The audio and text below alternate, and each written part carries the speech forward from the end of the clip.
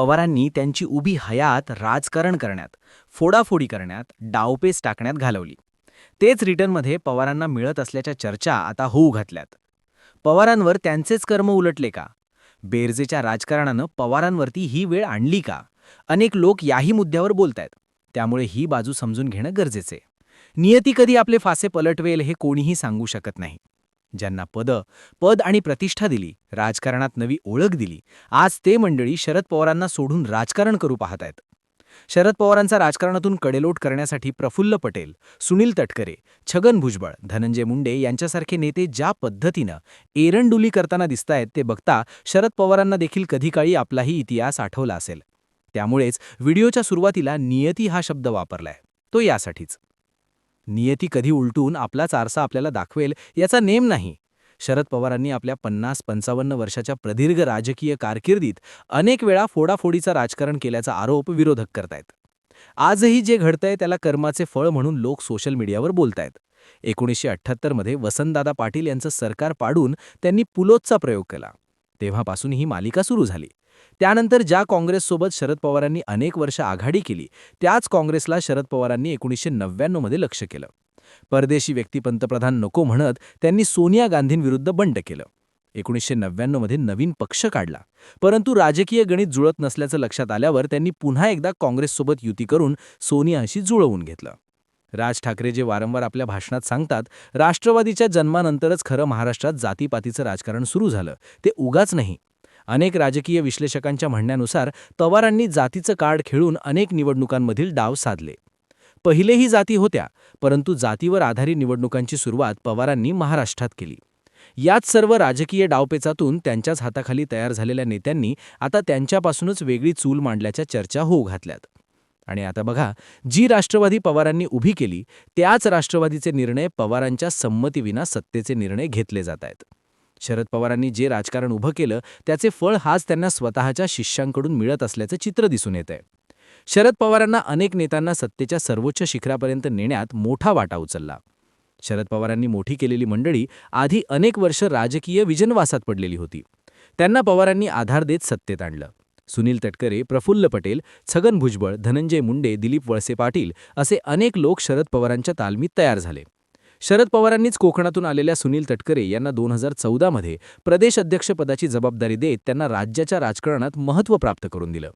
अर्थमंत्री आणि प्रदेश अध्यक्ष अशी मोठी पदं दिल्यामुळेच तटकरे यांना खरे राजकीय महत्त्व प्राप्त झालं.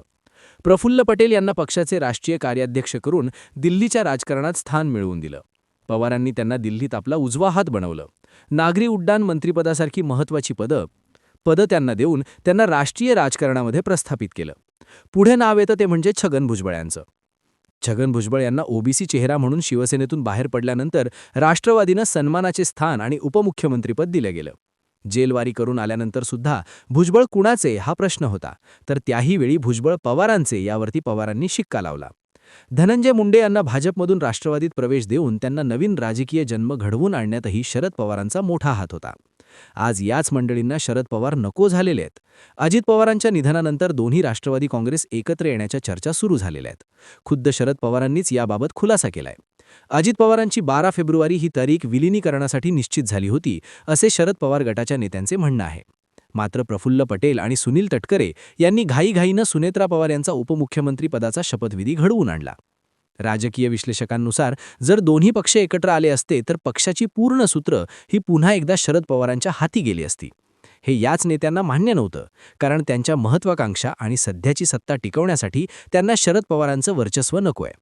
पटेल, तटकरे, भुजबळ आणि मुंडे या लोकांच्या तोंडाला स्वतंत्र राहून सत्तेचं रक्त लागलंय. त्यांना आता कोणत्याही पवारांच्या हाताखालचं मांजर होऊन राजकारण करायचं नाहीये. अजित पवारांसोबत त्यांनी जाण्याचा निर्णय घेतला होता, कारण त्यांना त्यावेळी शरद पवारांच्या हाताखाली काम करण्याची अजिबात इच्छा नव्हती. आता काळाची चक्र फिरली आहेत. अजित पवार यांच्या अपघाती निधनानं या मंडळींची अजूनच आयती सोय झाली आहे. भाजपच्या मदतीनं आता पुढील राजकारण करण्याचं त्यांच्यासाठी जास्त सोयीस्कर राहणार आहे. सुनेत्रा पवार यांना फारसा राजकीय अनुभव नसल्याचा फायदा या मंडळींकडून नक्कीच घेतला जाण्याची प्रतिक्रिया समाज माध्यमांमध्ये उमटताना दिसतायत. यांना आता स्वतःचे निर्णय घेण्याचे स्वातंत्र्य हवे. पवारांच्या सावलीत राहिल्यास त्यांना पुन्हा केंद्रीभूत नेतृत्वाखाली काम करावे लागले असते. त्यामुळेच त्यांनी सुनेत्रा पवार यांना उपमुख्यमंत्रीपदी बसवून स्वतःची सोय देखील करून घेतल्याचं मत राजकीय विश्लेषक व्यक्त करतात. याचीच दुसरी बाजू म्हणजे महायुतीत भाजपला सत्तेचा टेकू देण्यात येत असल्याने या ईडी सीबीआय ग्रस्त नेत्यांना हायसे वाटत आहे. शरद पवारांसोबत गेल्यास सत्तेपासून दूर राहावं लागेल. सत्तेत राहण्यासाठी आणि स्वतःवर असलेल्या चौकशांपासून वाचण्यासाठी त्यांना पवारांऐवजी सुनेत्रा पवारांचं नेतृत्व अधिक सोयीचं वाटलं. या मंडळींनी सुनेत्रा पवार यांना उपमुख्यमंत्री करून शरद पवारांना हे स्पष्ट संकेत दिलेत की आता राष्ट्रवादी ही पवारांच्या घराची असली तरी ती शरद पवारांची नाहीये. अजित पवार गटाच्या या नेत्यांनी भाजपसोबतच सत्तेत कायम राहण्याचा निर्णय स्पष्ट केलाय. त्यामुळे साहजिकच भाजपची मर्जी राखण्यातही या मंडळींना यश आलंय. भाजप सोडून शरद पवारांसोबत गेल्यास या मंडळींना पुन्हा एकदा ईडी सीबीआयचं तोंड पाहावं लागेल, हे सर्वांना माहिती आहे. त्यामुळे गुपचूप सत्तेच्या गुळाला चिकटून राहण्यातच आपली भलाई असल्यानं भविष्यातही यापेक्षा काही वेगळं घडण्याची शक्यता कमी आहे. प्रफुल्ल पटेल, सुनील तटकरे, भुजबळ, धनंजय मुंडे हे संधीत चालून आल्यानंतर कशा पद्धतीनं मेलेल्या माणसाच्या टाळूवरचं लोणी खातात या चर्चा घडत असताना एक गट हेही म्हणत होता, शरद पवारांनी तरी त्यांच्या 50-55 वर्षाच्या राजकारणात वेगळं केलंय तरी काय? धनंजय मुंडे, भुजबळ किंवा पटेल, तटकरेसारखी लोकं मोठी केली गेली का तर आपल्या जवळचा कोणी दुसरा मोठा होऊ द्यायचा नव्हता. इकडे अजित पवारांना मुख्यमंत्री होता आलं नाही का तर अजित पवारांना मुख्यमंत्री होऊ द्यायचं नव्हतं. अजित पवार असो किंवा शरद पवार असो, विशेषतः जर आपण शरद पवारांबाबत बोललो तर त्यांनी त्यांच्या हयातीत असे अनेक निर्णय घेतलेले आहेत की ज्या निर्णयांमुळे पुढचे अनेक निर्णय बदलले. आणि आत्ताचं जे राजकारण घडतंय ते कायमस्वरूपी म्हटलं जातं की पवारांनी जे पेरलंय तेच उगवलंय. त्यामुळे आत्ता जे काही राजकारणामध्ये घडतंय ही नियतीची परतफेड आत्ताच सुरू झालीये का? याही होऊ घातलेल्या चर्चा असो. मी तर समाज माध्यमं आणि सोशल मीडियावरती जे 2 प्रवाहाची लोकं व्यक्त होत आहेत त्यातील दोन्ही प्रवाहांची बाजू मांडण्याचा प्रयत्न करते. आता तुम्हीच सांगा, बाजू नेमकी कोणती बरोबर किंवा कोणती चुकीची? कारण लोकांचं मत काय ते मांडण्याचा प्रयत्न मी या प्लॅटफॉर्मवरून करतेय. बाकी मांडलेली माहिती तुम्हाला आवडली असेल, मांडलेले मुद्दे आवडले असतील, ही माहिती महत्त्वाची वाटली असेल तर आपल्या चॅनलला आवर्जून सबस्क्राईब करा.